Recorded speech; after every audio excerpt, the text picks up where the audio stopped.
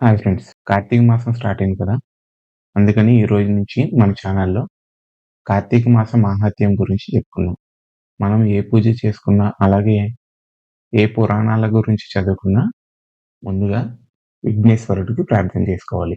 అదెలాగంటే శుక్లాం వరదరం విష్ణుం శశివర్ణం చతుర్భుజం ప్రసన్నవదనం ధ్యాయేత్ సర్వ విఘ్నోపశాంతయే అగజానన పద్మార్కం గజానన మహర్నిశం అనేకదంతం భక్తానాం ఏకదంతం ఉపాస్మహే. ఈ 30 రోజులు ఎలాంటి ఇబ్బందులు లేకుండా కార్తీక మాసాలు పూజలు చేసుకోవాలి. అలాగే కార్తీక మాస పురాణాలు వినాలి అని చెప్పి విఘ్నేశ్వరుడికి ప్రార్థన చేసుకొని ఈ కార్తీక మాస మాహాత్మ్యం గురించి స్టార్ట్ చేద్దాం. పూర్వం నైమిషారణ్యమునకు సూత మహర్షి రాగా ఆయనను సౌనకాది మునులు సత్కరించి సూత మహర్షి జనక మహారాజుకి వశిష్ఠ మహాముని చెప్పిన కార్తీక మహాత్మ్యము మాకు వివరించింది అని అడిగారు. ఇప్పుడు మహర్షి ముందుగా స్కాంద పురాణంలోని వశిష్ఠ ప్రోక్తమైన కార్తీక మాహాత్యాన్ని వినిపిస్తాను వినండి అంటూ చెప్పసాగాడు. పూర్వం ఒకసారి సిద్ధాశ్రమంలో జరుగుతున్న యాగానికి అవసరమైన ద్రవ్యార్థం కోసం వశిష్ఠ మహర్షి జనక మహారాజు ఇంటికి వెళ్ళాడు. జనకునిచే యుక్త మర్యాదలు అందుకుని తను వచ్చిన విషయాన్ని ప్రస్తావించాడు. అందుకు జనకుడు ఆనందంగా అంగీకరించి, హే బ్రహ్మర్షి, మీ యాగానికి ఎంత ద్రవ్యం కావాలన్నా నిరభ్యంతరంగా ఇస్తాను. కానీ సర్వపాపహరమైన ధర్మ సూక్ష్మాన్ని నాకు తెలియజేయండి. సంవత్సరములో సర్వ మాసముల కన్నా సమస్త ధర్మాల కన్నా కార్తీక మాసం అత్యంత శ్రేష్టమైనదని చెప్తూ ఉంటారు కదా! ఆ నెలకు అంతటి ప్రాముఖ్యత ఎలా కలిగింది అని అడిగారు. అప్పుడు వశిష్ఠముని జ్ఞానహాసము చేస్తూ ఇలా ప్రస్తావించారు. జనక మహారాజా, పూర్వజన్మలో ఎంతో పుణ్యం చేసుకుంటేనే గాని సత్వశుద్ధి కలగదు. ఆ సత్వశుద్ధి కలిగిన నీ వంటి వారికి మాత్రమే ఇటువంటి పుణ్యప్రదమైనది విననంత మాత్రం చేతనే అన్ని పాపాలను అణిచివేసేది అయిన కార్తీక మాహాత్మ్యము వినాలనే కోరిక కలుగుతుంది. విశ్వశ్రేయాన్ని దృష్టిలో ఉంచుకుని నీవడిగిన సంగతులను చెబుతాను విను. కార్తీక మాసంలో సూర్యుడు తులా సంక్రమణంతో ఉండగా సహృదయతో ఆచరించే స్నాన దాన జప పూజాదులు విశేష ఫలితాలను ఇస్తాయని తెలుసుకో. ఈ కార్తీక వ్రతాన్ని తులా సంక్రమణాదిగా గాని శుద్ధ్యపాడ్యము నుంచి గాని ప్రారంభించాలి.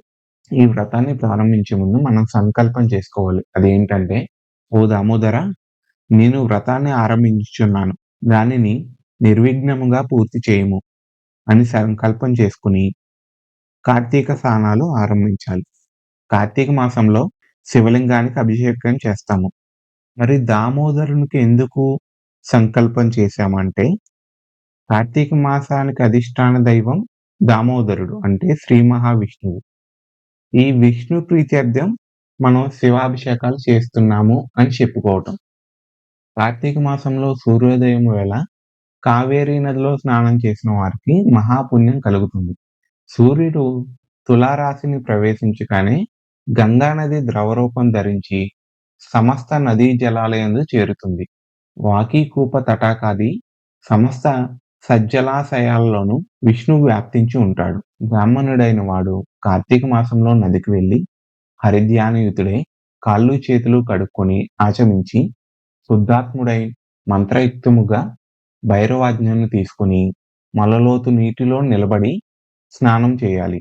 తరువాత దేవతలకు, ఋషులకు, పితరులకు తర్పణాలు వదలాలి. అనంతరం ఆగమర్షణ మంత్రజపంతో బొటనవేలుతో నీటిని తిప్పాలి. 3 దోసెల నీళ్లను గట్టు మీదకు విసిరి గట్టు మీదకు వెళ్లి యక్షతర్పణం చేయాలి. అనంతరం తడి బట్టతో ఒళ్ళు తుడుచుకుని పొడివి మడివి తెల్లనివైన వస్త్రాలను ధరించి హరిస్మరణ చేయాలి. గోపీ చందనంతో 12 ఊర్ధ్వ పుండ్రాలను ధరించి సంధ్యావందనం, గాయత్రి జపాలను ఆచరించాలి. ఆ తరువాత ఔపాసనము చేసి బ్రహ్మయజ్ఞం ఆచరించి తన తోటలో నుంచి గాని లేకపోతే ఇంట్లో ఉన్న పూల చెట్ల నుంచి గాని పూలు తెచ్చి శంఖ చక్రధారి అయిన విష్ణువును సాలగ్రామమందు నుంచి సభక్తిగా షోడశోపచారాలతోనూ పూజించాలి. ఆ తర్వాత కార్తీక పురాణ పఠమును గాని శ్రవణమును గాని ఆచరించిన వాడే స్వగృహాన్ని చేరి దేవతార్చన వైశ్వ దేవాదులను చేసి భోజనము చేసి ఆచమించి పునఃపురాణ కాలక్షేపం చేయాలి.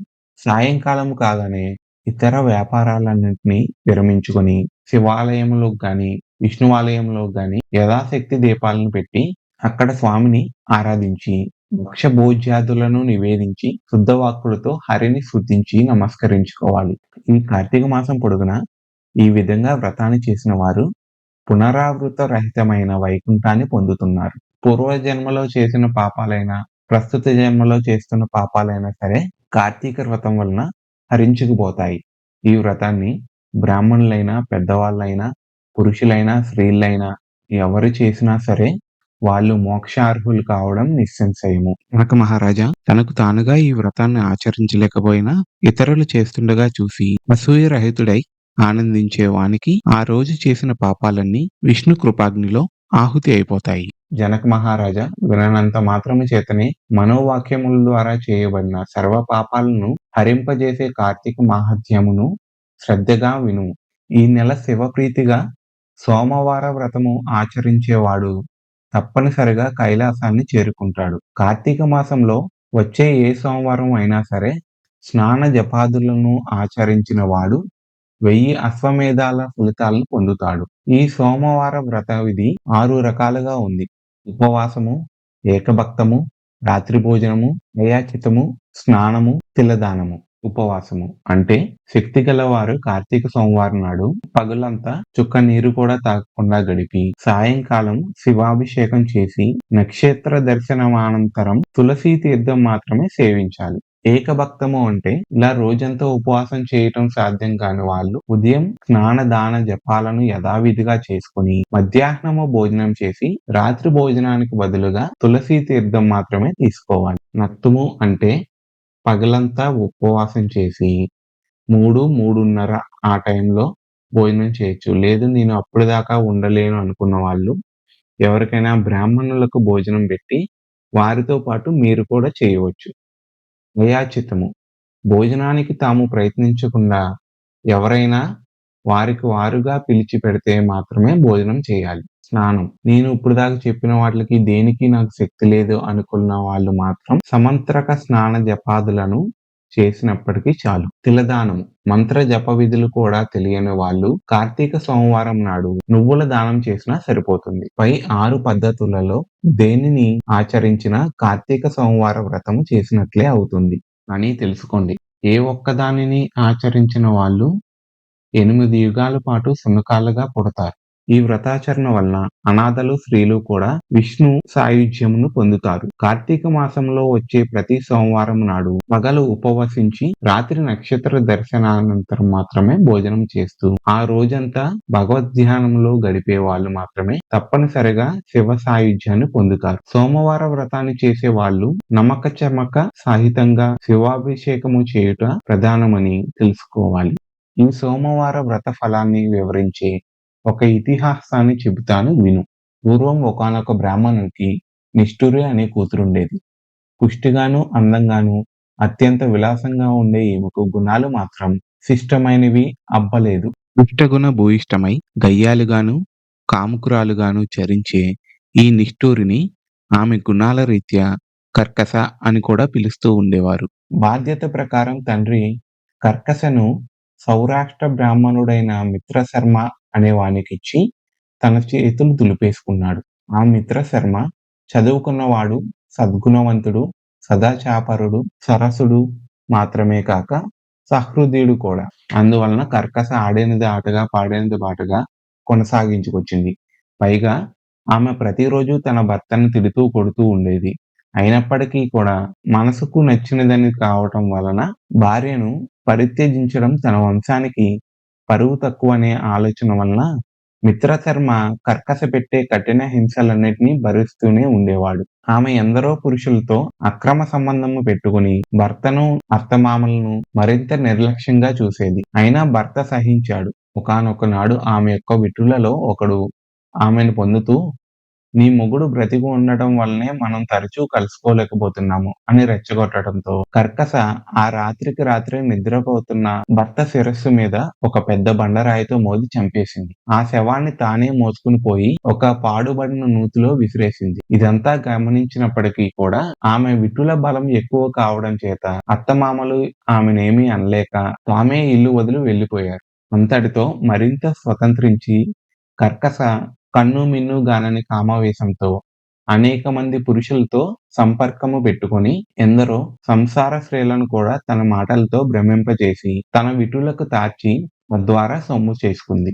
కాలం గడిచింది. దాని బలం తగ్గింది. యవ్వనం తొలగింది. శరీరంలో రక్తం పలచబడటంతో కర్కస జబ్బుపడింది. అసంఖ్యాక పురుషోత్తములతో సాగించిన శృంగార క్రీడల పుణ్యమా అని అనూహ్యమైన వ్యాధులు సోకాయి. పూలగుత్తిలాంటి మేను కుళ్ళుబడిపోయింది. జిగీబిగీ తగ్గిన కర్కస వద్దకు విటుల రాకపోకలు తగ్గిపోయాయి. ఆమె సంపాదన పడిపోయింది. అందరికందరూ ఆమెను అసహ్యించుకోసాగారు. తుదకు అక్రమ పతులకే గాని తుతులకు నోచుకొని ఆ నిష్ఠుర తినడానికి తిండి లేక, ఉండేందుకింత ఇల్లు, ఒంటి నిండా కప్పుకోవడానికి వస్త్రము కూడా కరువైనదై నడివీధిన పడి మరణించింది. కర్కస శవాన్ని కాటికి మోసుకుపోయే దిక్కు కూడా లేకపోయింది. యమదూతలు ఆ జీవిని పాశబద్ధను చేసి నరకానికి తీసుకువెళ్లారు. యముడు ఆమెకు దుర్భరమైన శిక్షలను విధించాడు. భర్తను విస్మరించి పరపురుషులను ఆలింగనము చేసుకున్న పాపానికి ఆమె చేత మండుతున్న ఇనుప స్తంభాన్ని కౌగలింపజేశాడు.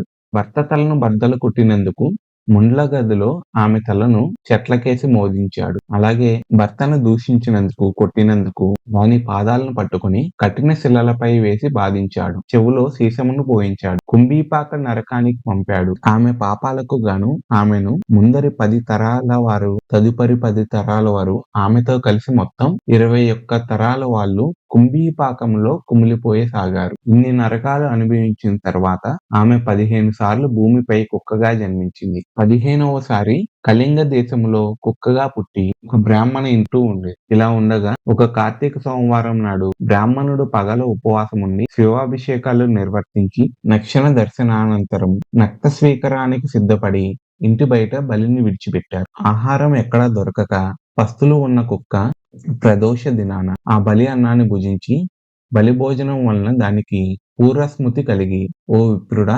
రక్షించమని కుయ్యిపెట్టింది.